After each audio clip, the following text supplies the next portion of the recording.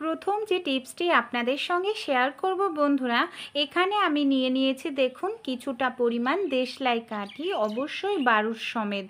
এইভাবে বেশ কিছুটা দেশলাই কাঠিকে গার্ডার দিয়ে আটকে নিচ্ছি। সেই সঙ্গে আমি এখানে নিয়ে নিচ্ছি কিছুটা পরিমাণ তেজপাতা। কী কাজে ব্যবহার করব? অনেক সময় আমরা বস্তা ধরে চাল কিনে নিয়ে আসি, 5-6 মাস ঘরে থাকলে পোকা ধরে যায়।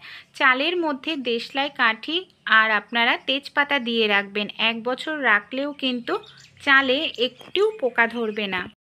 আমরা রুটি কম বেশি প্রত্যেকেই খাই। অনেক সময় রুটি তৈরি করার সময় আটা নেওয়ার সময় না আন্দাজ পাই না, দেখা যায় অনেকটা পরিমাণ আটা মেখে ফেলি, আমাদের ফ্রিজে রেখে দিতে লাগে। আপনারা এইভাবে কোনো কাপ কিংবা বাটি নিয়ে নেবেন, অবশ্যই মেজারমেন্ট করে নেবেন।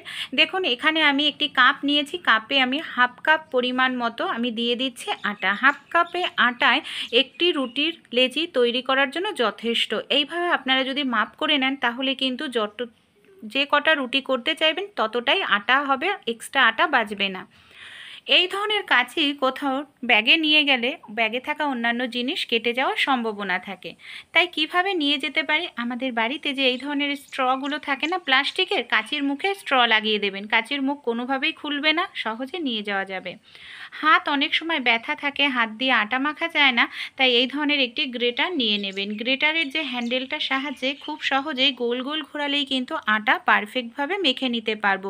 অনেক সময় গরম জল দিয়ে আটা মাখলেও আমাদের কিছু সময় অপেক্ষা করতে লাগে, আর এইভাবে আটা মাখলে আপনাদের আর অপেক্ষা করতে লাগবে না। গোল গোল ঘোরাতে থাকলেই দেখবেন আটাটা গরম থাকা অবস্থায় মেখেও নিতে পারবেন, এমনকি আটাতে আপনাদের হাত লাগানোর প্রয়োজনই পড়বে না। দেখুন কত সুন্দর আমার আটাটা মাখা হয়ে গেছে। ভালো লাগলে অবশ্যই ট্রাই করে আপনারাও দেখতে পারেন। পরের যে টিপসটি শেয়ার করব, এই ধরনের চালের ডালের বস্তা তো আমাদের বাড়িতে থাকেই। বস্তাটাকে আমি এইভাবে অর্ধেক করে ভাঁজ করে নিচ্ছি। কোনো রকম সেলাই করার, এখানে কাটিং করার প্রয়োজন নেই, বা সেলাই মেশিন যদি নাও থাকে তাও কোনো রকম অসুবিধা নেই। এখানে ভেতরের অংশটা যেহেতু সাদা, তাই আমি এখানে সাদা কিছুটা পরিমাণ কাপড় কেটে নিয়েছি। অবশ্যই শক্তপোক্ত কাপড় কেটে নেবেন। সুচ সুতো নিয়ে নিয়েছে, সুচ সুতোর সাহায্যে আমি দেখুন এইভাবে সেলাই করে নিচ্ছি। এইভাবে আমি 2-3 বার সেলাই করে নেব, তাহলে মজবুত তৈরি হয়ে যাবে। আশা করছি আপনারা অনেকেই দেখে বুঝতে পারছেন যে আমি কি তৈরি করতে চলেছি। হ্যাঁ বন্ধুরা, এটা তৈরি হয়ে যাবে আমাদের একটি অসাধারণ ব্যাগ। যে ব্যাগগুলো আমরা বাজার থেকে কিনতে গেলে অনেকটা দাম দিয়েই কিনতে হয়, তা আমরা কোনো রকম পয়সা খরচা করা ছাড়াই বাড়িতে যে আমাদের চালের ডালের বস্তা আছে সেই বস্তা দিয়েই কিন্তু এই ধরনের ব্যাগ আমরা তৈরি করে নিতে পারি। বাড়িতে সবজি টবজি আনার জন্য এই ব্যাগগুলো কিন্তু খুবই ভালো হয়। দেখুন অপর দিকেও আমি এইভাবে হ্যান্ডেল লাগিয়ে নেব। কেউ দেখলে কিন্তু বলবেই না যে আপনি এটা কোনো বস্তা দিয়ে বানিয়েছেন, কোনো রকম কাটিং বা সেলাই করার আপনার প্রয়োজন পড়বে না। একবার আপনারাও ট্রাই করে দেখতে পারেন। পরের যে টিপসটি শেয়ার করব, প্রেশার কুকারে অনেক সময় খাবার রান্না করতে গিয়ে দেখা যায় প্রেশার কুকারের রাবারটা ঢেলা হয়ে গেছে, খাবার বের হয়ে যাচ্ছে, সিটি উঠছে না। এরকম এমার্জেন্সির মুহূর্তে আপনারা এই টিপসটি কাজে লাগাতে পারেন। অবশ্যই বাজারে নিয়ে গিয়ে এটাকে কিন্তু ঠিক করেই আনতে হবে। কিছুটা পরিমাণ সুতো, নর্মাল সুতো আপনারা এইভাবে খুব ভালো করে মোটা করে পেঁচিয়ে নিতে হবে, 7-8 বার মতো এইভাবে ছোট করে পেঁচিয়ে নিতে হবে যাতে সুতোটা মোটা হয়ে যায়। তারপর যে গার্ডারটা আছে না, গার্ডারটার মধ্যে এইভাবে সুতোটাকে পেঁচিয়ে দেব, তাহলে যে ঢেলা হয়ে গেছে গার্ডারটা সেটা কিন্তু টাইট হয়ে যাবে। এবার আমি ঢাকনার মধ্যে এইভাবে আটকে নিচ্ছি। তারপর আরেকটি জিনিস খেয়াল রাখতে হবে, যখন আমরা ঢাকনা আটকাবো সুতোটার মুখ যাতে ওপরের দিকে থাকে, এই জিনিসটা কিন্তু খেয়াল রাখবেন, তাহলে খাবারে সুতোর রঙটা মিশবে না। ইমার্জেন্সির সময় কাজটি আপনারা করে নিতে পারেন।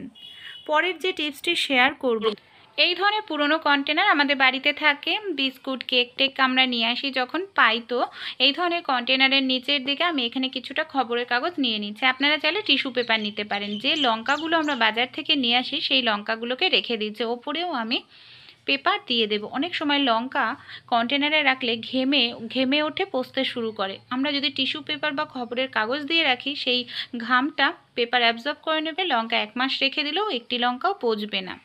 পরের যে টিপসটি শেয়ার করব, এই ওষুধের ঢাকনাগুলো যখন ওষুধ শেষ হয়ে যায়, লিকুইড ওষুধ ফেলে দিই বোতল সমেত, তা ভুলেও না ফেলবেন না। আমাদের যে এই ধরনের গাঁটি কচুগুলো আছে না, এই গাঁটি খোসা খুব সহজেই কিন্তু আমরা এই যে ওষুধের বোতলের ঢাকনা দিয়ে খুব দ্রুত ছাড়িয়ে নিতে পারি। আর এইভাবে এত সহজেই ছাড়ানো যায় যে সময়ও যেরকম বেঁচে যাবে, সেই সঙ্গে কিন্তু গাটি কচুর খোসার সঙ্গে আপনাদের একটু গাটি কচু নষ্ট হবে না। দেখুন কত দ্রুত আমি ছাড়িয়ে নিচ্ছি। আমাদের প্রত্যেক দিনের কাজে আমরা মহিলারা যদি একটু ছোট ছোট টিপস অ্যাপ্লাই করি তাহলে কিন্তু কাজগুলো আমাদের অনেকটাই সহজ হয়ে যায়। চলুন পরের টিপসটি আমরা দেখে নিই। গাটি কচু অনেকেই খেতে পছন্দ করি না, কারণ গাটি কচুর তরকারি বিজল হয়ে যায়। তাই গাটি কচুর মধ্যে সামান্য পরিমাণ নুন দিয়ে আপনারা 2-3 মিনিট মাখিয়ে রাখুন। তারপর দেখবেন একটা বিজল পদার্থ বের হচ্ছে, জল দিয়ে 5-6 বার ধুয়ে নেবেন। গাটি কচুর মধ্যে কোনো রকম বিজল হবে না। পরের যে টিপসটি শেয়ার করব সোয়াবিন নিয়ে। অনেক সময় এমন হয় আমরা দুটো গ্যাসের ওভেনেই রান্না করতে থাকি। সোয়াবিন হয়তো গরম জল ছাড়া সেদ্ধই হয় না, সেক্ষেত্রে কোনো রকম গরম জল বা গ্যাসে বসানোর প্রয়োজন নেই। সোয়াবিন একেবারে নরম হবে, ফুলে উঠবে। এর জন্য শুধু একটু সময়ের দরকার, গ্যাস খরচা কিন্তু বেঁচে যাবে। নর্মাল জল দিয়ে সোয়াবিনটাকে আমি এখানে 10 মিনিটের জন্য ভিজিয়ে রেখেছিলাম।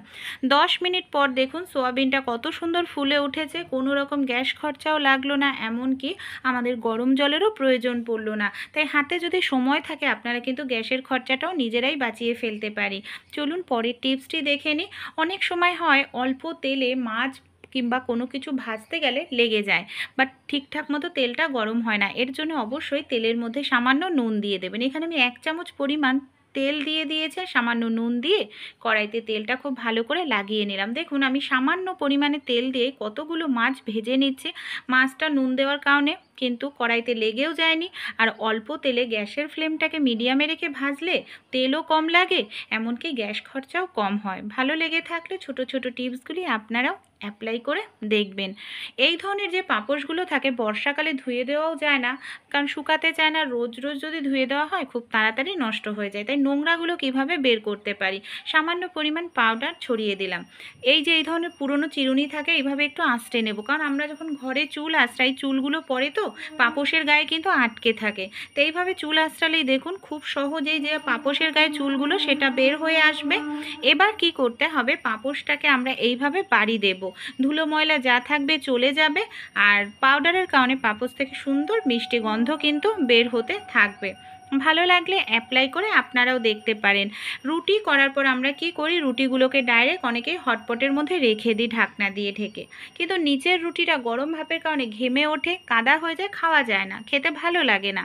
তো এই ধরনের যে ঝাঁঝরি হাতা আছে হটপটের মধ্যে দিয়ে রাখবেন। রুটি করার পর গরম রুটিগুলোকে এইভাবে ঝাঁঝরি হাতার মধ্যে যদি দিয়ে দেন, দেখবেন গরম ভাপ আপনাদের কয়েক সেকেন্ডের মধ্যে বের হয়ে যাবে। হটপটে একটি বাটি নয় টিস্যু পেপার নিচে দিয়ে দেবেন, তারপর রুটিগুলোকে ভাঁজ করে রাখবেন।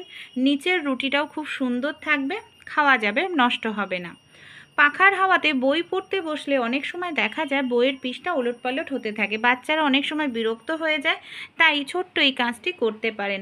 আমাদের যে পেনের ঢাকনাগুলো থাকে না, পেনের ঢাকনাগুলো যদি এইভাবে পাতার গায়ে এইভাবে লাগিয়ে দেন, তাহলে কিন্তু গরম যে হাওয়াটা আসবে, হাওয়ার কারণে পৃষ্ঠা কখনোই ওলটপালট হয়ে নড়াচড়া করবে না।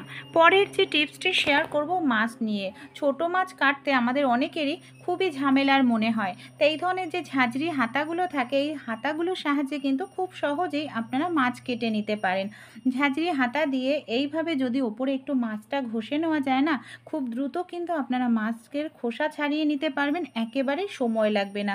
20 থেকে 30 সেকেন্ডের মধ্যে একটি মাছের আঁশ আপনারা ছাড়িয়ে নিতে পারবেন। দেখুন এইভাবে আমি একটু ঘষে নিচ্ছি, কত সহজেই আমার মাছের আঁশটা কিন্তু উঠে আসছে, একেবারে পরিষ্কার হয়ে গেছে মাছের আঁশটা।